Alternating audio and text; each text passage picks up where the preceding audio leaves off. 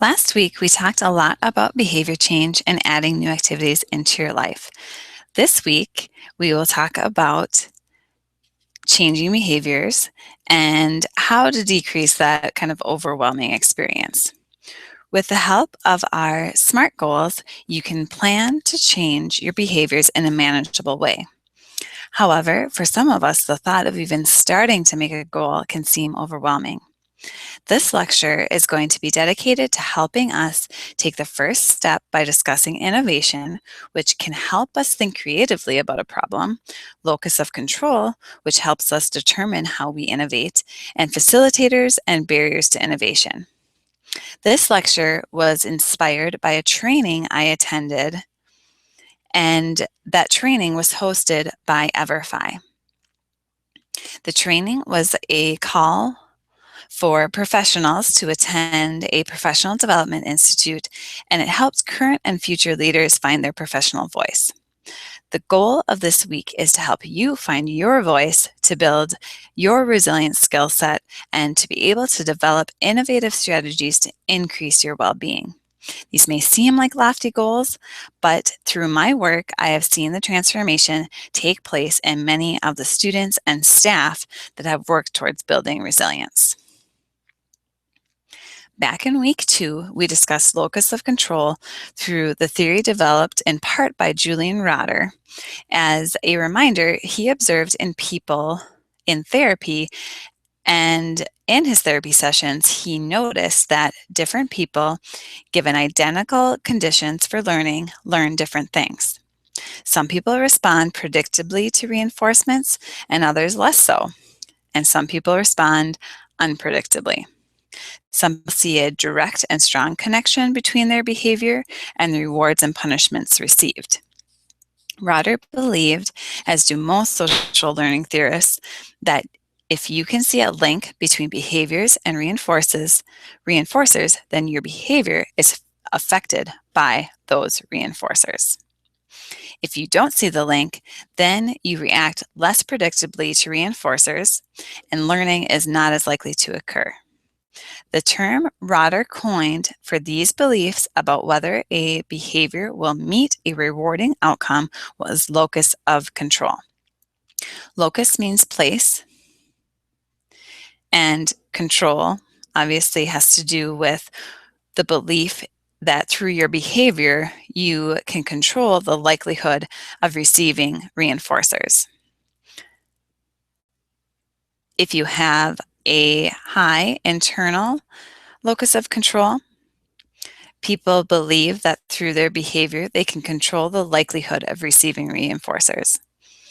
If you have an external locus of control, people don't see as much link between their behavior and the likelihood of being rewarded. This can affect how you act when encountering a challenge and when you're trying to change behavior. Throughout this lecture, we will revisit the idea of locus control, but first, we will discuss why change can be challenging. Like I mentioned, we're going to review locus of control and behavior change. Change comes easy for some, but is hard for others. Knowing why you and others resist change is an important aspect of changing behavior. Possible reasons people resist change, according to the Harvard Business Review, are loss of control. Change interferes with autonomy and can make people feel like they've lost control over their territory. It's not just political, as in who has the power.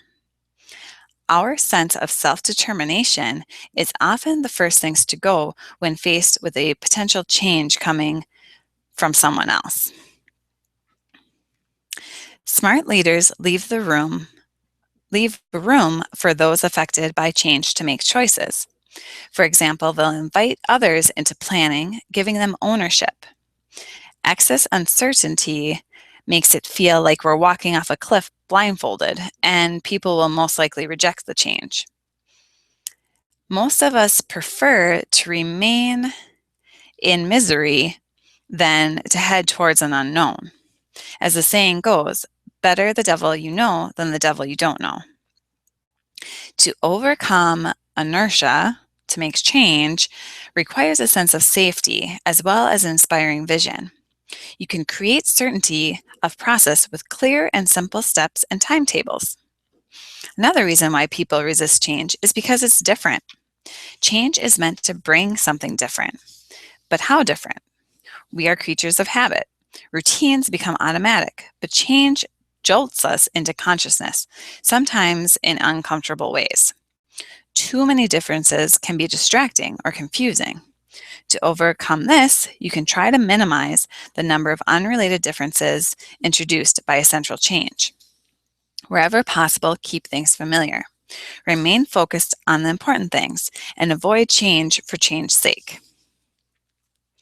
Concerns about competence is another reason people avoid change. Can I do it? Change is resisted when it makes people feel incapable. They might express skepticism about whether the new software version will work or whether digital journalism is really an improvement, but deep down, some people are worried that their skills will be obsolete. If you're feeling this way, educate yourself. It looks like you have already started this step by learning how to build resilience and finding a mentor and using other support systems. When change occurs, there may be a perception that this might lead to more work. This is a universal challenge. Change is indeed more work. Those closest to change in terms of designing and testing it are often overloaded, in part because of the inevitable unanticipated glitches in the middle of change. Just remember that sometimes Cantor's law comes into place, that everything can look like a failure in the middle of change. You should acknowledge the hard work of change by allowing yourself to focus on it exclusively whenever possible. I know this isn't always possible, but what you can do is add extra perks for yourself when you reach certain goals. Lastly, change is resisted because it can hurt. Change might mean letting go of negative influences and old comforting habits. The good news is often change is based on our values and beliefs, which ultimately lead to a more resilient life and an increased sense of well-being. Now that we know a little bit more about why we resist change, what can we do to overcome our resistance? Some of the things you can do are listed on the screen, such as reframe the word change. Use innovation instead. This positive reframe will help you view a different way of being optimistic, and it'll help you view change in an optimistic way. Clearly think about the rationale for the innovation or change and link it to your personal values. Link the innovation to your personal vision for the future. Think about its benefits to both yourself, your family, your career, and your community. Anticipate any reservations your friends, family, and you may have about the innovation, and try to think of an answer for each one. Consult your support system in advance and seek their advice. Can you think of other strategies to overcome change?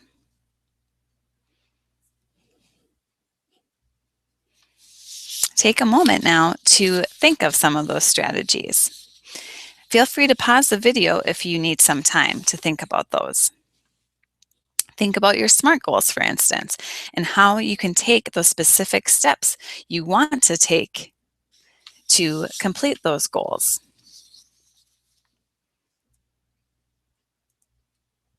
So let's take time to practice. Like I said, feel free to pause the video here.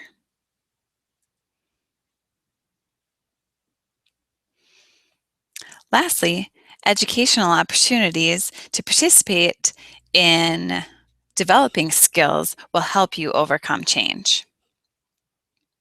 Keep in mind, as we discuss innovation and resilience, keep those goals in mind. This next part of the lesson will review facilitators and barriers to innovation and locus of control. When listening to this lesson, think about how this applies to your SMART goals and how it will apply to your resilience map.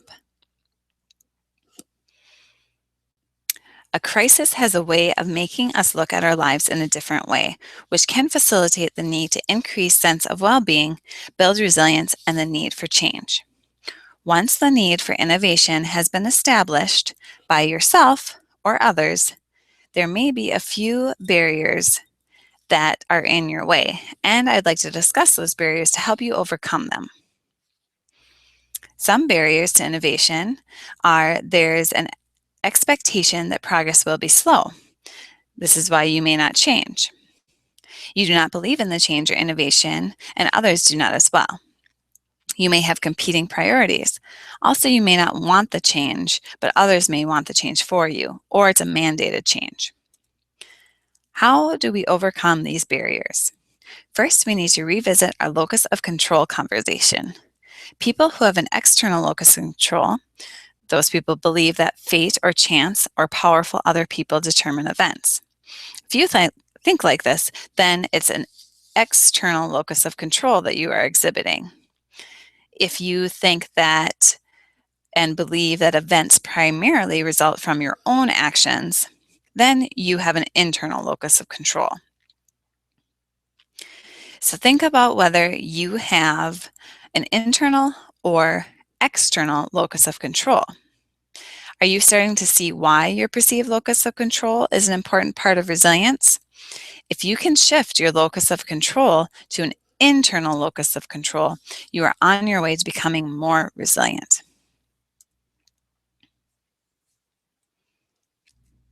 You can increase your locus of control by building upon your strengths, strengthening your decision-making skills and problem-solving skills, and increasing your self-efficacy.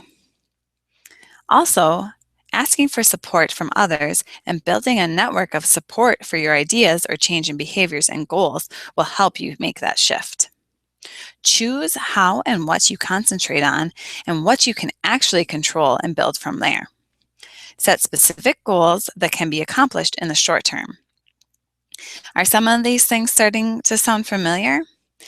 You'll also need to keep in mind your SMART goals that you have created and your perspective. If you view barriers as temporary setbacks, you can think of ways to maneuver around them. Also, be willing to ask for forgiveness, then always asking for permission. And recognize that in any situation, you have choices to make, and therefore some degree of control over what happens. The ability to recognize that everyone has power is also important. Some people have more power than others, and recognize the power that you do have and look for opportunities to build on that strength. Lastly, do not give up. You are part of multiple systems, and when you learn how to work with these systems, you will be well on your way to increasing your locus of control and building resilience. Remember, resilience is the ability to deal with setbacks, learn from what went wrong, and most importantly, move on. This lesson, we learned that our perspective can influence our ability to change. Sometimes we need to work on our mental resilience or our perspective before taking action. Our next lesson will be the final lesson for this course. In this lesson, we will develop our resilience plan. Please continue the weekly checklist and the rest of your activities for this week.